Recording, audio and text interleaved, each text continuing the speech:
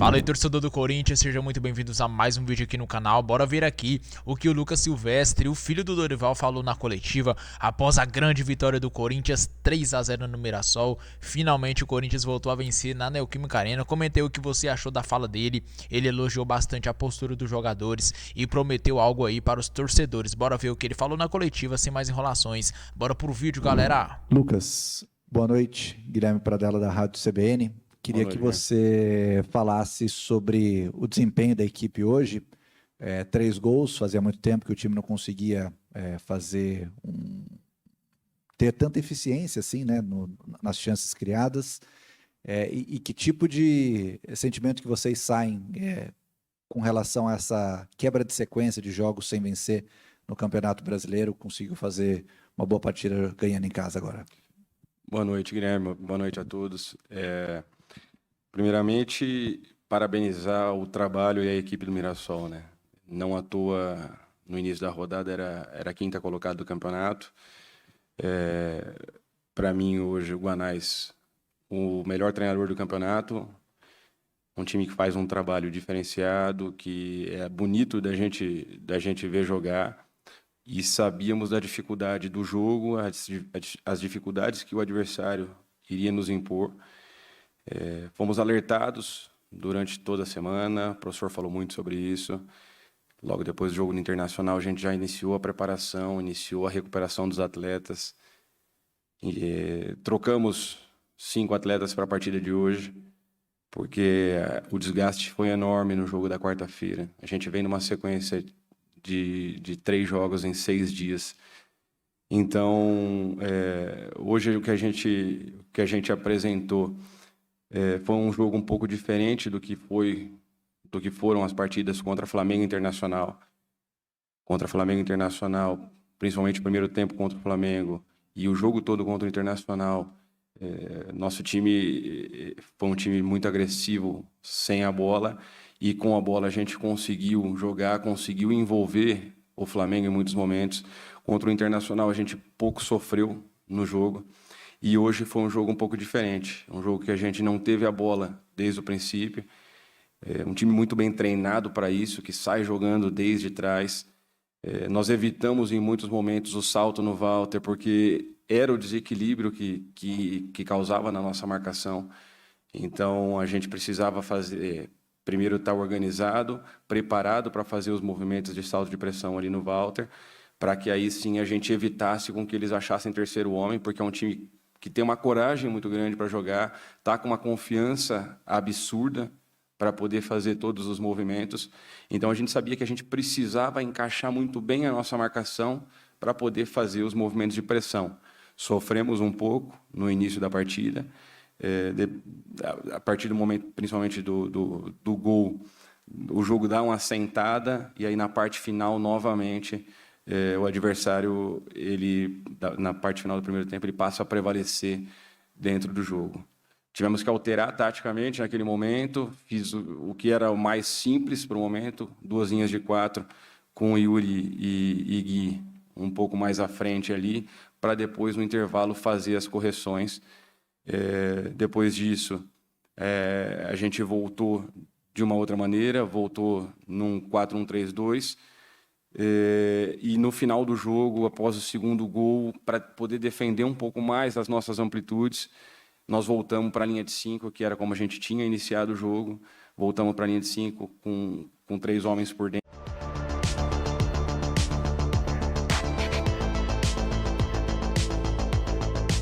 Para a equipe, a gente defendeu muito bem durante principalmente o segundo tempo. A gente conseguiu defender muito bem, e mais que isso, a efetividade na hora de atacar. Fundamental que a gente, nesses momentos que sofra um pouco mais dentro da partida, ou que venha passando por algum momento de pressão, que nos momentos que a gente conseguir encaixar os contra-ataques, a gente possa ser o mais efetivo possível. Lucas aqui, Rafael Sgrilles, Energia 97. Ficou muito evidente no segundo tempo contra o Flamengo e no jogo de hoje, nos 90 minutos, como a equipe adversária, quando vem jogar na Neoquímica Arena, aproveita o lado esquerdo do seu ataque, direito de defesa do Corinthians, sempre na brecha que fica entre o Mateuzinho e o zagueiro que está em questão. Hoje foi o João Pedro Tchoca, em outras oportunidades já foi o André Ramalho. Como coibir essa jogada? Porque o primeiro lance do jogo, os 2 primeiros lances do time do Mirassol, sempre naquele setor, aproveitando ali a dobra do Reinaldo com o Negueba, e isso ficou evidente também no jogo contra o Flamengo. Como coibir essa jogada do adversário sempre aqui na Neoquímica Arena? Bem, o Guanais ele inicia com o Negueba um pouco mais aberto. E aí o Reinaldo, estando um pouco mais baixo, ele gerou uma dificuldade muito grande para Mateuzinho e Tchoca de poderem fazer.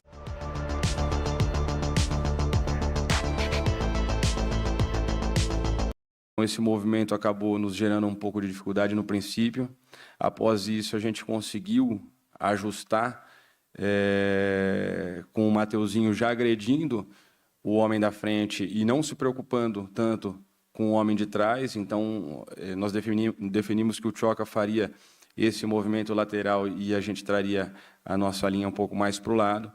E depois a gente, quando tem a linha de 4, acaba que dificulta um pouco mais para que o Mateuzinho possa sair e obviamente, até pela postura e pela formação tática que estava naquele momento, o Mirassol, quando o Mateuzinho faz o salto, é normal que fique o espaço entre ele e Tchoca, e a gente conseguiu, depois na parte final, quando coloca a linha de 5, aí sim a gente conseguiu abrir um pouco mais a nossa última linha, defender um pouco melhor essas amplitudes. O Mateuzinho já estava muito mais próximo para poder fazer esse salto e, consequentemente, o Tchoca também mais próximo para poder fazer essas coberturas.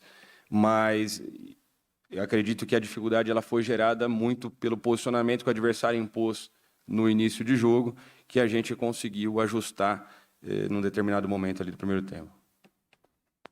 Lucas, aqui, boa noite, Thiago Rudado, GE.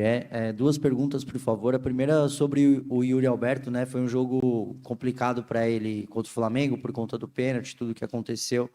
E aí eu queria perguntar, nesse intervalo de tempo entre o jogo do Flamengo e esse, assim, como que vocês trataram a situação? Teve alguma conversa com ele e tudo mais, porque deu a volta por cima, né? Fez o gol e assistência. E outra, agora que o Corinthians quebrou esse tabu de 7 jogos sem vencer aqui, qual que foi o diagnóstico que vocês da comissão fizeram, assim, do o que estava acontecendo que o Corinthians não estava performando tão bem, ou não necessariamente a performance, né, mas o resultado em si? Obrigado. Vou começar pela segunda. Eu acredito que não seja a performance. A performance a gente vinha tendo. O que a gente não estava conseguindo era encaixar os resultados. E, em determinado momento, a gente em vantagem no placar e não conseguia definir a partida. Em outros momentos, a gente tendo um pouco de dificuldade nos jogos, como foi o jogo contra o Fortaleza, e com dificuldade para poder fazer o gol, que seria, naquele momento, o primeiro empate, né? E depois o Carrillo acaba empatando o jogo no final do jogo. Acredito que o jogo do Vitória também a gente teve performance, mas não conseguiu o resultado. Então, essa sequência de jogos dentro da nossa casa sem o resultado vir, obviamente que acaba trazendo, né, uma pressão para nós. A gente trabalhou bastante com os atletas e colocamos para eles que o jogo contra o Mirassol,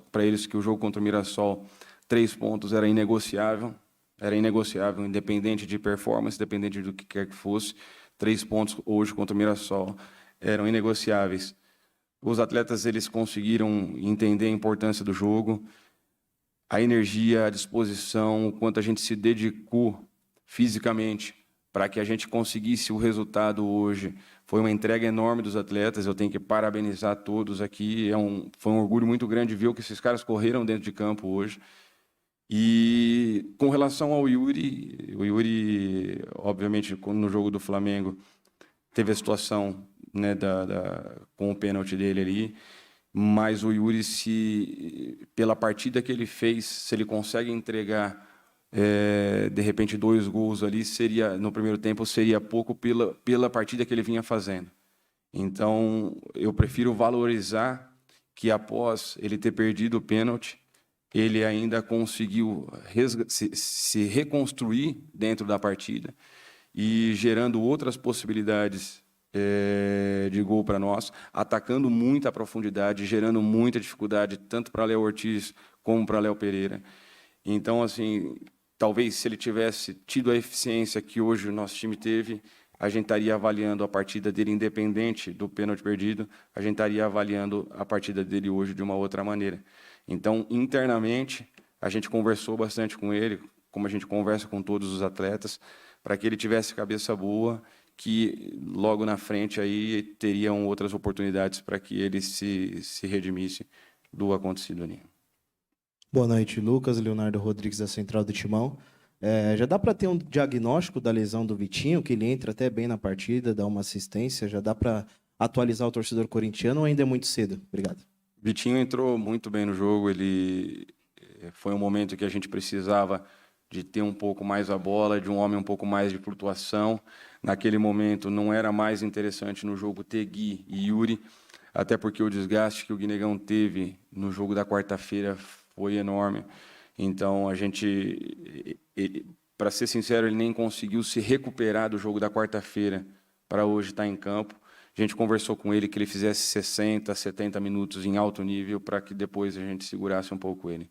E foi bem o momento que a gente precisava de um homem um pouco mais de flutuação para tentar ter um pouco mais a bola. O Vitinho entra muito bem no jogo, ajudando bastante, não só marcando por dentro, como depois eu coloco ele pelo lado e ele dá uma resposta muito boa. Infelizmente, aconteceu a saída dele, ainda... Sinceramente, não tenho nenhuma informação, não sei nem o que aconteceu ainda com ele. Acredito que amanhã o doutor deva fazer os exames e nos posicione para a gente poder ter uma ideia do que foi ocorrido. Lucas, Henrique Vigliotti, da Rádio Crack Neto. Lucas, eu queria que você falasse um pouco sobre a situação do Thales Magno, que fica de fora hoje da lista de relacionados, porque na semana passada, no jogo contra o Flamengo, o Dorival chega a falar que ele estava sendo escalado porque ele estava treinando bem. Então, gostaria de perguntar o que acontece de uma semana para cá, para que de treinando bem e utilizado em todos os jogos, para não relacionado no jogo de hoje. O Thales, depois da última partida dele, obviamente todos nós somos seres humanos, ele sentiu um pouquinho, o nível de treinamento dele essa semana não foi o mesmo. Seria bom que ele, nesse momento, esfriasse um pouquinho a cabeça, ficasse fora, logo vai estar de volta. É um menino que a gente tem um carinho muito grande, que todos do grupo gostam muito e querem ajudar. E eu tenho certeza que ali na frente ele vai retornar e vai estar à disposição do professor e podendo ser útil também para a equipe. Foi só uma situação para esse jogo e a gente dá esse respiro para ele e logo ele está de volta. Lucas, boa noite. Lucas Belotti, da Rádio Band News FM. O próprio Dorival, em algumas entrevistas anteriores, tinha falado sobre o Breno Bidon, né, que não enxergava como um volante, se como um jogador de meio. E nos últimos jogos ele tem dado esse passo à frente na ausência do Garro e jogado quase como um armador, como a gente viu hoje. E foi mais uma partida dele de crescente em desempenho em relação a essa linha de trás como um segundo volante. Queria que você falasse sobre esse novo posicionamento do Bidon e o quanto é importante ter finalmente um jogador para substituir o Garro numa posição pelo menos próxima do campo quando o argentino está fora. O Breno ele é um coringa, né? O Breno a gente consegue colocar ele em qualquer função dentro da equipe. Em alguns momentos ele joga pelo lado direito, em outros pelo lado esquerdo, é um pouco mais avançado. A gente baixa ele para poder fazer a saída, às vezes 3-2, 3-1. Já fizemos saída com ele a 3, ele entrando pelo lado esquerdo. Então, ele é um jogador que se adapta fácil a qualquer função. Para mim, o Breno ele vem numa crescente muito grande nesses últimos jogos. Se ele mantiver esse nível de atuação, pode ter certeza que o caminho do Breno é uma seleção brasileira, pelo que ele vem produzindo, por tudo o que ele oferece para a equipe, tecnicamente, e também não só com relação à parte ofensiva, mas também com relação à parte defensiva. Então, eu vejo hoje o Breno, de quando eu cheguei aqui, hoje um atleta muito mais focado, entendendo muito mais o momento do clube e também entendendo a sua própria situação, de ali na frente estar buscando algo maior. Eu vejo que o caminho dele é um caminho de muito sucesso, muito por conta dessa postura dele, e acaba nos ajudando demais. A gente consegue trabalhar com ele de diversas maneiras. Eu vejo que nessa ausência do Garro, hoje a gente consegue colocar ele um pouco mais próximo do gol e ele consegue manter um nível de atuação como se ele estivesse jogando um pouco mais baixo também, dando fluência no jogo. Então o Breno é um cara extremamente adaptável a qualquer função. Boa noite, Camila Pachola, da Rádio Coringão.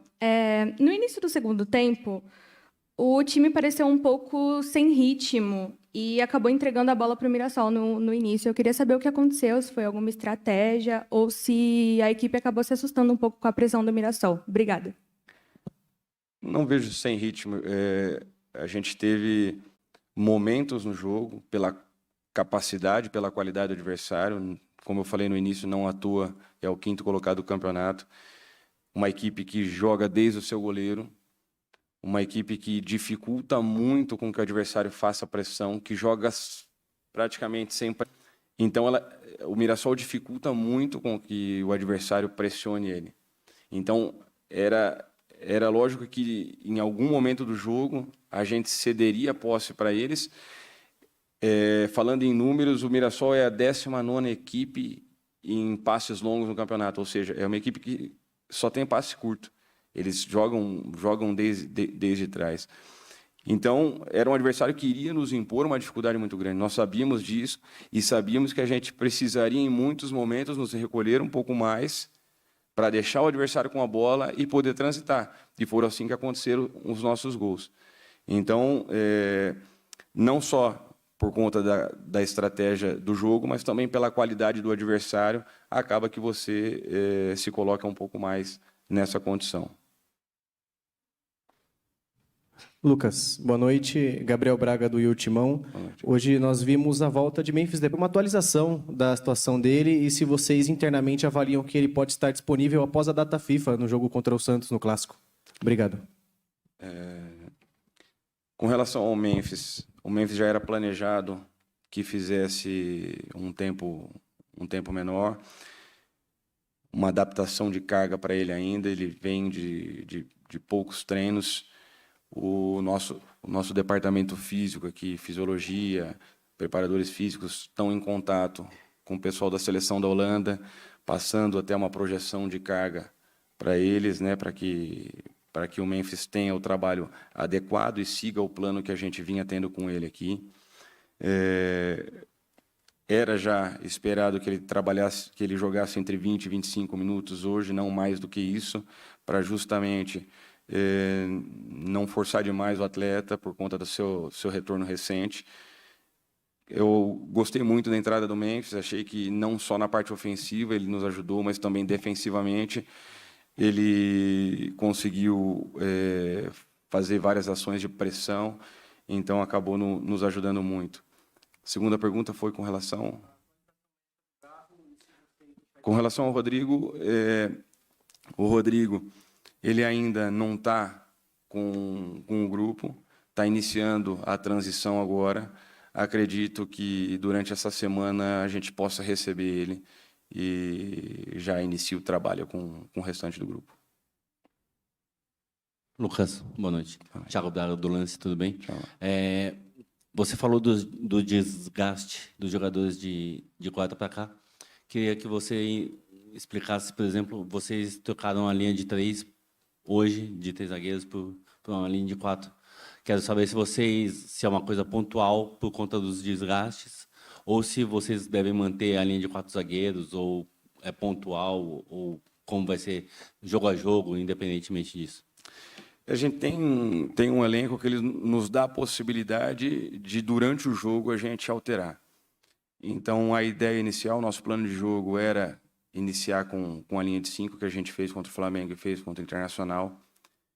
Sentimos que, dentro da partida, era necessária essa mudança para a linha de 4, mas a gente trabalha muito jogo a jogo. Então, entendendo o que o adversário vai nos impor, entendendo quais vão ser as dificuldades e projetando qual seria o melhor sistema para que a gente pudesse entrar o mais forte possível dentro da partida. Então, para esse jogo, a gente fez essas alterações. A gente, no jogo do Internacional, a gente também fez algumas mudanças táticas dentro do jogo. E isso muito pela característica dos jogadores. A gente consegue, dentro da partida, por exemplo, pegar o Raniel e adiantar um pouco o Raniel e fazer com que a gente monte a nossa linha de 4 com Bidu e Mateuzinho. Em outros momentos, a gente poderia ter feito, como no Internacional, poderia ter pego o Hugo, jogado o Hugo para dentro e também ter alterado o sistema. O que a gente tem por característica é trabalhar com todos esses atletas durante a semana em diversas funções, para que eles conheçam outras funções também, e a partir do momento que você precise dentro da partida, você coloca esses atletas e eles consigam gerar o melhor resultado. O Hugo entrou como um médio num jogo atrás, ele iniciou o jogo como ala no jogo contra o Internacional, mesma coisa com o Rani, abre diversas possibilidades sem alterar os nomes de você fazer modificações dentro da partida. Meus amigos, e que vitória do Corinthians contra o Mirassol. O Corinthians reencontrou os caminhos da vitória, graças a Deus. O Corinthians venceu aí pelo placar de 3-0, um placar aí, pessoal, um pouco diferente do habitual, né? O Corinthians geralmente ganha aí de 1-0, no máximo 2, e agora venceu por 3-0 o Mirassol. O Corinthians abriu o placar aí, logo na metade ali do primeiro tempo, né, com o Maicon de pênalti. E pessoal, o Corinthians depois disso jogou muito bem e conseguiu aí ir para o segundo tempo com a vitória de 1-0. E na segunda etapa teve ainda 2 gols. O segundo gol foi marcado, pessoal, pelo... Deixa eu ver se eu lembro aqui. Pelo Yuri. Isso, uma boa jogada ali envolvendo Breno Bidon, Matheus Bidu e o Vitinho, que cruzou na área. O Yuri pegou ali de canhota, galera, e meteu pro fundo da rede. A torcida apoiou bastante ele, já que ele tinha feito aquele vexame contra o Flamengo, né? Perdeu o pênalti e mais de 3 gols. Agora finalmente ele se redimiu. E o terceiro gol ficou por conta do André Luiz, menino da base aí, volante muito bom de bola. Fez um gol ali com assistência do Yuri. E vitória do Corinthians. Corinthians com essa vitória foi a 33 pontos, estava com 30 no início da rodada. Pessoal, comenta aqui nos comentários, para você, quem foi o melhor jogador do Corinthians nessa partida? E para você, o que você achou dessa coletiva do Lucas Silvestre? Primeiro jogo dele aí na beira do campo. O Dorival, que vai ficar fora ainda contra o Santos, tomou o cartão vermelho contra o Internacional. Comenta aí se você tá com expectativa para ver ele de novo aí, o Lucas Silvestre, comandando no clássico contra o Santos. Enfim, comenta aqui o que você achou do vídeo. Um grande abraço a todos e até o próximo vídeo, pessoal.